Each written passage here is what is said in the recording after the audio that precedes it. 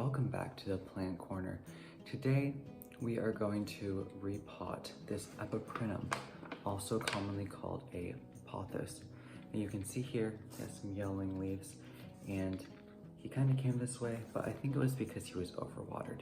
Now I know I haven't made a video in such a long time, but summer is over, and usually I wouldn't be repotting plants right now, but I just want this guy to survive. So let's dive right into this. You can probably see his soil is very moist, and then those yellow leaves. There were some stems that were also brown and like soggy, and so I think that's why one of the reasons why it's overwatered. I have my paper bag here. These are pretty much at every single convenience store, and it saves cleaning because it eliminates most of the mess, and because it's paper, it can be composted afterwards. All right, so I'm just gonna pop this guy out of its container. Ooh. When I pot it up, I'm gonna put it in this smaller container because I don't think it needs a huge one.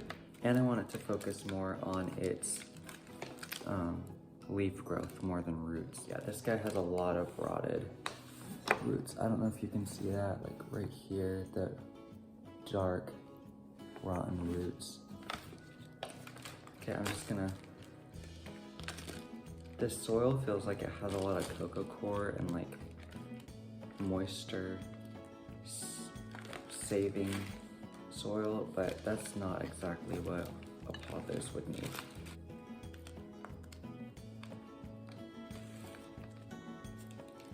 You can tell if a plant has been overwatered when you're doing this when it smells almost kind of like a spicy ginger smell.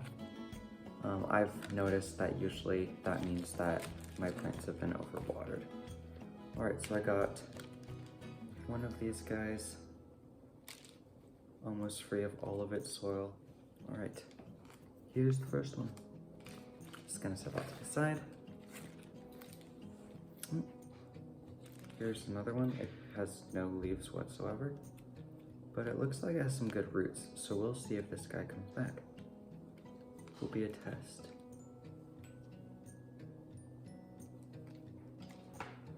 And then lastly, this one. So it looks like there were, well, technically 4 plants in there before, except that one that I had was completely rotted, so I threw it away before the video. But it looks like we had about 4 plants. Now we're down to 3. So since it is close to the end of the season right now, I have started cutting back like by pretty much half on all of the watering of my houseplants because they won't be producing a lot of leaves and they'll be in a semi-dormant state. So I don't want them to be overwatered, which tends to happen during the wintertime, and that's one of the reasons why we lose a lot of plants. Another reason is because of lack of light, because it gets darker in the winter, especially in Alaska where I live. Look at this guy's root system. It's kind of beautiful.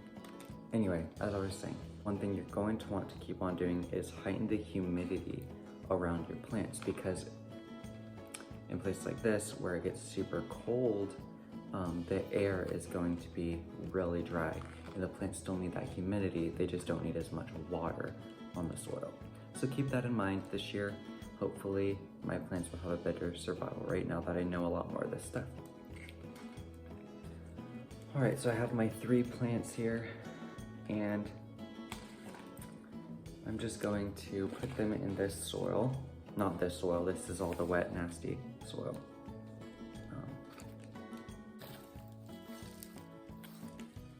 I'm just gonna add a small layer to the to the bottom of my pot. And put my 2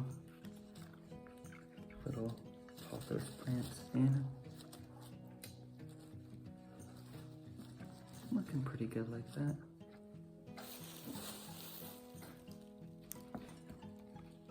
I'm just gonna add that soil. So as I was saying, the reason I'm repotting these is because they were overwatered, and the soil that they were in before was very, very dry. I mean, very, very wet and watery taming.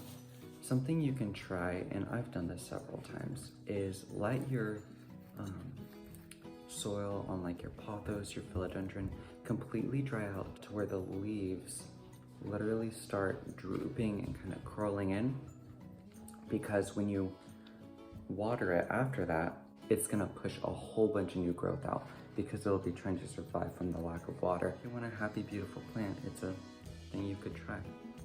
You know, I might give this a little bit of water, but here it is, all potted up.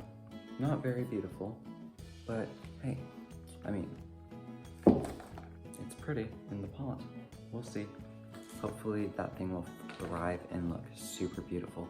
Just a tip on cutting down on composting trips to the composter. I have a bucket outside of my door that I like putting all of stuff like this in, because I don't have to run down to where I have my compost, and so I can just fill a bucket and then take the bucket down. Something you might want to try. Thank you so much for watching this video. Please drop a like, subscribe to this channel, and hopefully I'll see you in the next video. You have a wonderful day.